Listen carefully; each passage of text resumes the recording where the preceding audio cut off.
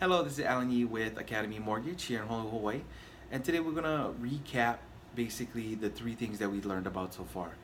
And that's gonna be our budgeting, which is your income, credit, and your assets. Okay? Now the first thing you're supposed to have done is come up with a goal. Okay? Now, for our reasons, we're gonna say it's to purchase a home. Okay?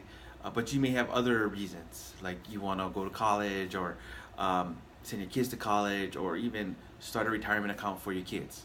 Okay, so that's starts with all these things, right? So you need your goal. So ours is purchasing a home, but it can be anything that you want. Okay. Next, we looked at how can we optimize your income to reach your goal. Okay, so that's budgeting. Yeah, so that's the technique that we're going to use to optimize our income on a monthly basis. Okay, so in budgeting, all you're doing is listing down your after-tax income, and you're taking out all the expenses that you pay for every single month.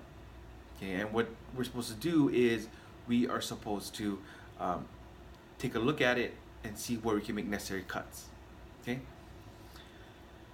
From there, we found X amount of dollars that we can use towards savings or credit.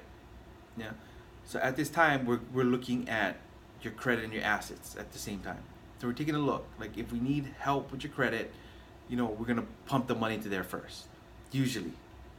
Okay, to get that taken care of. And the reason why you want to do that is because debt is an expense. So that's outflows coming out. So we want as little debt as possible or as little payments as possible for outflows of our pocket, right? So that's more income for us in our pocket that we can use to save or pay off other debt. Yeah, so that's why paying off debt, managing your debt is super important. Okay? The other thing is your credit score. Okay, and the bottom line is because loans, how they're underwritten is based on risk. Okay, so there's always a risk that you will not pay us back. Okay, but the person with a better credit profile is more likely to pay us back than somebody who has a worse credit profile.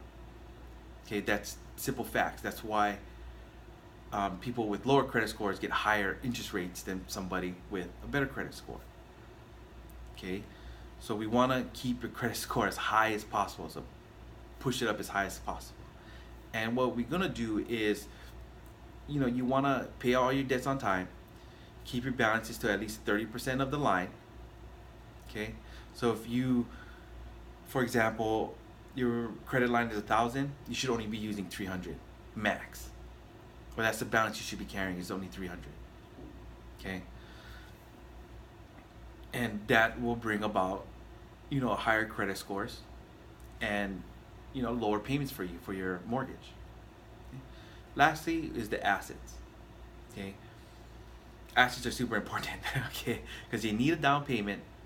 Well, you don't need one, but it's gives you more options, is what I should say. In general, okay, having more money will give you more options. In loan programs and just in life in general. Okay, so having cash will provide options for you. Yeah, and that's super important because that means you got choices. Right, you're not stuck in something because you have to. Yeah, you have a choice to choose something, which is nice. I love choices. Who doesn't? Yeah.